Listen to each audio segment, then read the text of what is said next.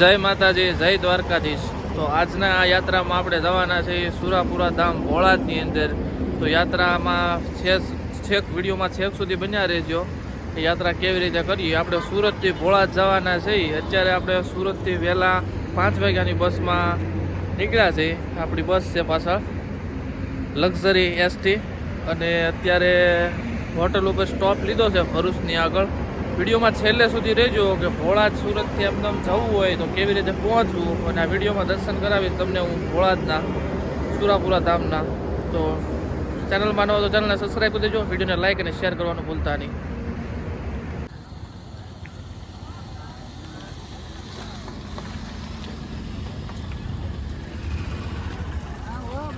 ના મિત્રો અહીં જોજો।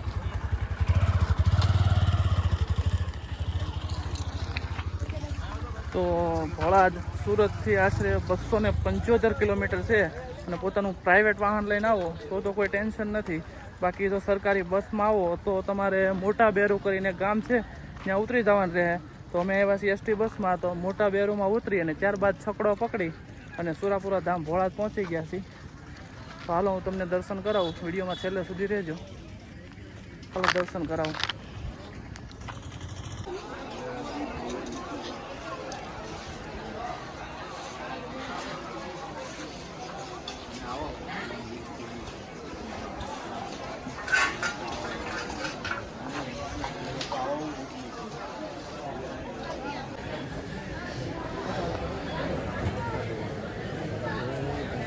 દર્શન થઈ ગયું તો પ્રસાદી લેવા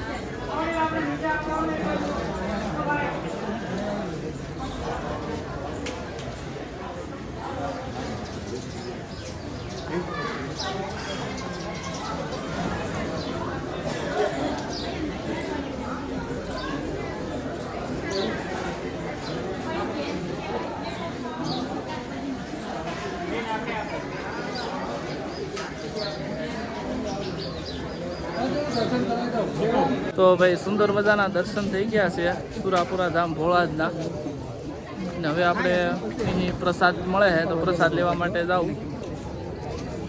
બાકી આજનો સોમવાર છે પણ તોય તે જવો ભીડ।